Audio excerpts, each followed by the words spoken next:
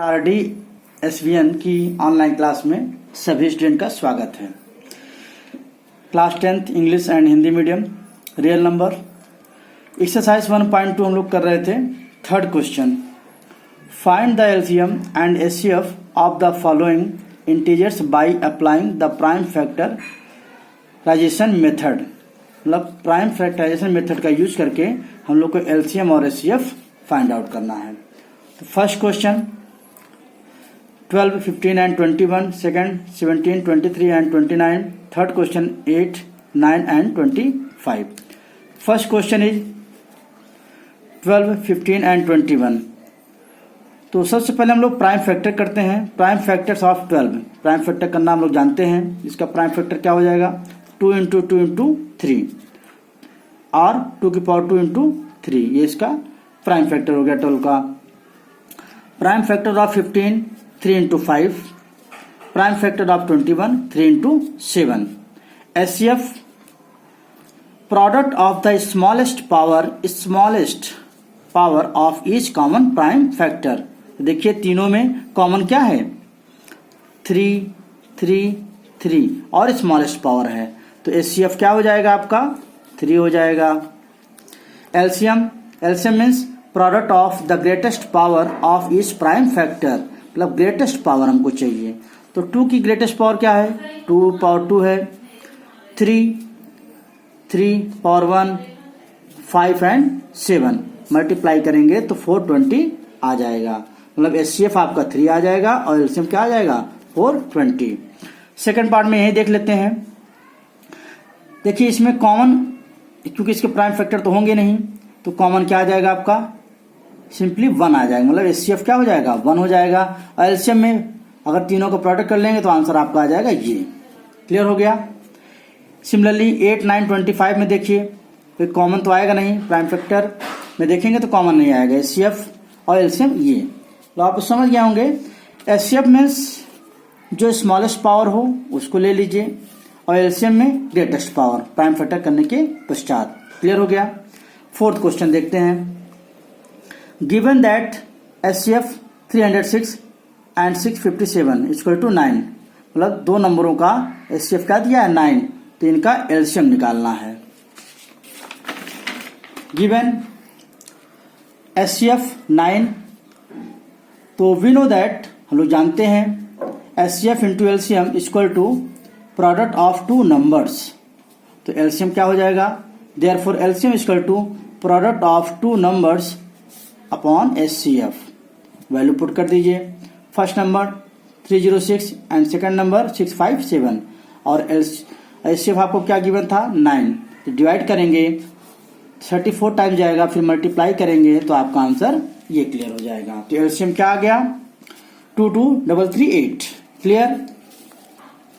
Next question fifth, check whether 6 power 9n can end with the digit 0 for any natural number n। Means क्या हुआ 6 power n, मतलब 6 power अगर n equal to 1 put कर दे 6 power 1 हो जाएगा, 2 put कर दे 6 power 2, 6 power 2 means क्या होता है 6 × 6, मतलब मल्टीप्लाई करना है।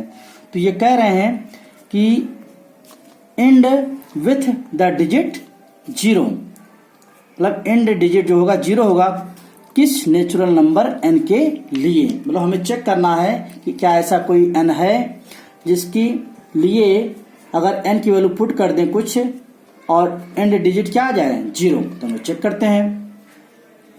If any number with digit 0, हम लोग जानते हैं अगर लास्ट डिजिट अगर किसी का 0 है तो वह क्या होगा 10 से डिविजिबल होगा। ये क्लियर है। और ये भी हम जानते हैं अगर कोई नंबर 10 से डिविजिबल है तो उसके प्राइम फैक्टर 10 की क्या होते हैं 2 × 5, 2 और 5 होता है। कहने मतलब if any number with digit 0 it should be divisible by 10। अगर एंड डिजिट 0 है तो वह 10 से डिविजिबल होगा। Since prime factorisation of 10, prime factor क्या हो जाएगा 2 × 5। Therefore if any number ends with digit 0 it will also be divisible by 2 and 5। Means अगर लास्ट डिजिट 0 है तो वह 10 से डिविजल होगा, और यह भी है कि वह नंबर 2 और 5 से भी डिविजिबल होगा। Since prime factorisation of 6 power n, यहाँ क्वेश्चन क्या दिया है 6 पावर n, इसका प्राइम फैक्टराइजेशन क्या हो जाएगा 2 इंटू 3 और पावर n। आप n कुछ भी रखिए लेकिन जो अंदर वैल्यू आएगी वो 2 और 3 के फॉर्म में ही आएगी। Clear? Hence we can see that 5 is not the prime factor of 6 power n। देखिए 6 का प्राइम फैक्टर जब करते हैं तो यहाँ 5 वैल्यू नहीं आ रही है, जबकि हमने यहाँ देखा अगर एंड डिजिट 0 है तो 10 से डिविजल होगा और वो 2 और 5 से भी डिविजल होगा, लेकिन यहाँ पे 5 फैक्टर आपका नहीं आ रहा है, प्राइम फैक्टर 5 नहीं आ रहा है। क्लियर हो गया? Therefore for any value n 6 power n will not be डिविजल by 5। मतलब ऐसी यहाँ पे कोई वैल्यू नहीं दिख रही है जो 5 से डिविजल हो सके। Therefore 6 power n can not and with the digit 0 for any natural number n। मतलब ऐसा कोई नंबर n नहीं है जो लास्ट डिजिट आपका क्या हो जाए 0 हो जाए। क्लियर हो गया? किसी भी नेचुरल नंबर के लिए। क्यों नहीं हुआ? क्योंकि यहाँ पे 5 प्राइम फैक्टर नहीं आ रहा है। Clear? Next 6 number question, explain why 7 into 12 into 13 plus 13 and 7 into 6 into 5 into 4 into 3 into 2 into 1 plus 5 are composite number। Composite number आपने सीखा हुआ है। कंपोजिट नंबर मीन्स वह अपने से छोटे नंबर के मल्टीपल में दिखे।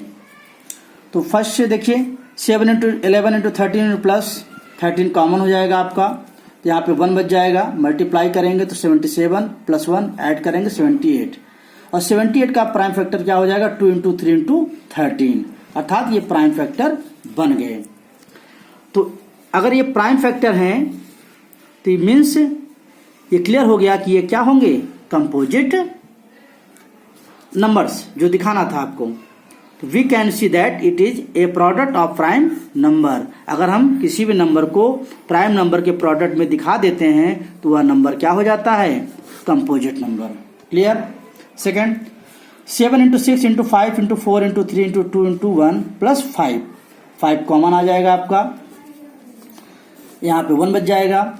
इसको मल्टीप्लाई किया तो 1008 आ गया प्लस 1 1009। 1009 ऑलरेडी एक प्राइम नंबर है, अब इसका फैक्टर हो नहीं पाएगा। ये देखिए इसको फिर जो नंबर दिया गया था इसको हमने प्रोडक्ट ऑफ प्राइम नंबर के फॉर्म में दिखा दिया।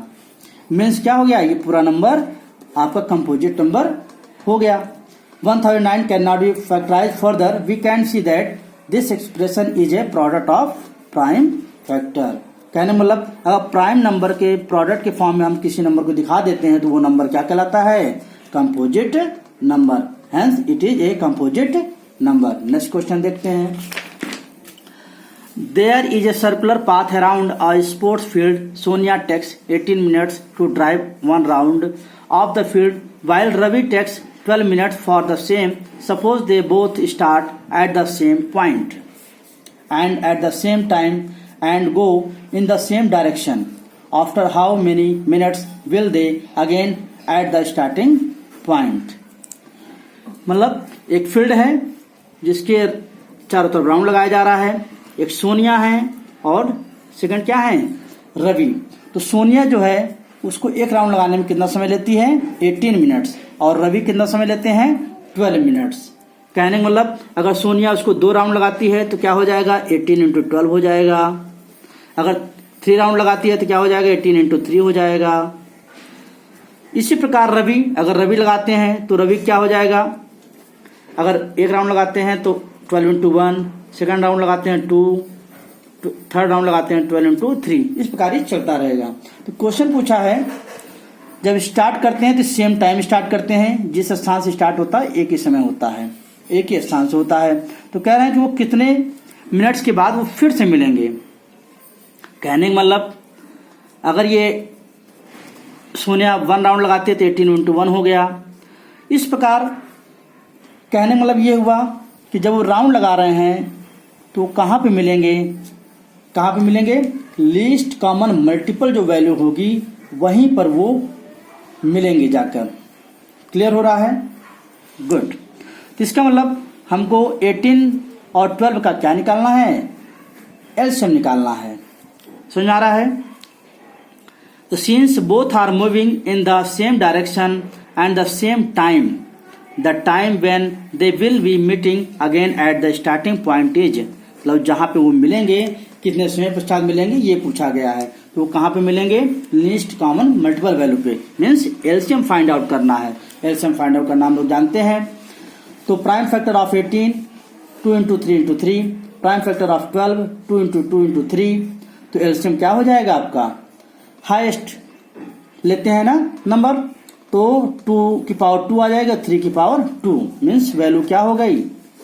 4 इंटू 9 इंटू इक्वल टू क्या हो जाएगा आपका? 36। इसका मतलब है कि 36 मिनट पश्चात वे दोनों मिलेंगे। Therefore Sonia and Ravi will meet again at the starting points after 36 minute. समझ में आ गया होगा? Thank you.